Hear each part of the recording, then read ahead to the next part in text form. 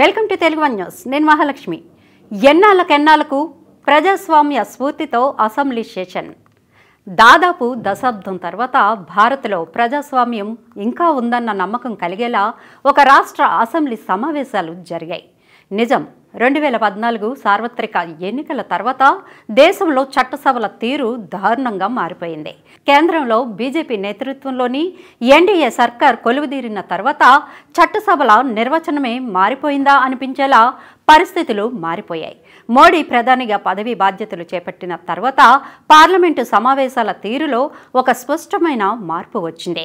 విపక్షాలను మాట్లాడనీయకపోవడం, వారిని అనివార్యంగా స్పీకర్ పోడియంను చుట్టుముట్టే పరిస్థితులు వచ్చేలా రెచ్చగొట్టడం, ప్రసంగాలు చేయడం, తర్వాత స్పీకర్ పోడియంను చుట్టుముట్టి సభా కార్యక్రమాలకు ఆటంకం కలిగిస్తున్నారంటూ విపక్ష సభ్యులను సస్పెండ్ చేయడం, క్రమంగా ఈ తీరు బీజేపీ పాలిత రాష్ట్రాల అసెంబ్లీలకు పాకింది. ఇక రాష్ట్ర విభజన తర్వాత ఉభయ తెలుగు రాష్ట్రాల్లో అసెంబ్లీ సమావేశాలు ఎలా జరుగుతున్నాయన్నది అందరికీ తెలిసిందే.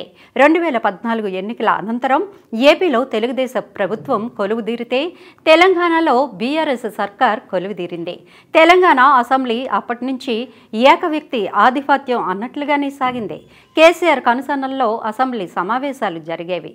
విపక్షంలో గట్టిగా మాట్లాడే వారిని సస్పెండ్ చేయడమే లక్ష్యమన్నట్లుగా అధికార పార్టీ తీరు ఉండేది. రేవంత్ రెడ్డి, ఈటెల రాజేందర్, రఘునందన్ రావు వంటి వారు ఎమ్మెల్యేలుగా అడుగుపెట్టినప్పటికీ వారికి సభలో మాట్లాడే అవకాశం కాదు కదా, అసలు సభలో కూర్చునే అవకాశం కూడా లేకుండా చేసిన సంగతి తెలిసిందే. ఇక ఏపీలో 2014 నుంచి 2019 వరకు సభలో అనుచిత సంఘటనలు చోటు చేసుకున్నా సభా కార్యక్రమాల నిర్వహణ సజావుగా ఉండేందుకు అప్పటి అధికార పక్షం ప్రయత్నించింది. కానీ 2019 ఎన్నికల్లో విజయం సాధించిన జగన్ పార్టీ అసెంబ్లీ నిర్వహణను పూర్తిగా సొంత వ్యవహారంగా పరిగణించింది. స్పీకర్ తీరు కూడా అభ్యంతరకరంగా ఉండేది. ఇక నిత్యం విపక్ష సభ్యుల సస్పెన్షన్లు, ఏకపక్షంగా ప్రసంగాలతో అసెంబ్లీ సమావేశాలంటేనే జనం పట్టించుకోవడం మానేసేలా పరిస్థితి మారిపోయింది. ఇక రాష్ట్ర విభజన తర్వాత తెలంగాణ అసెంబ్లీ సమావేశాలంటే ప్రజలకే కాదు, ఎమ్మెల్యేలకు కూడా ఆసక్తి లేదనిపించేలా పరిస్థితులు మారిపోయాయి.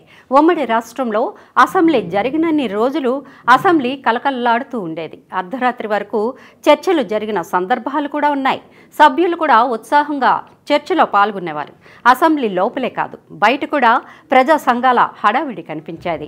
ఇందిరా పార్క్ వద్ద ధర్నా చౌక్ ఉన్నంత వరకు అనేక ప్రజా సంఘాల ధర్నాలు, నిరసన ప్రదర్శనలు నిర్వహించడం ఉండేది.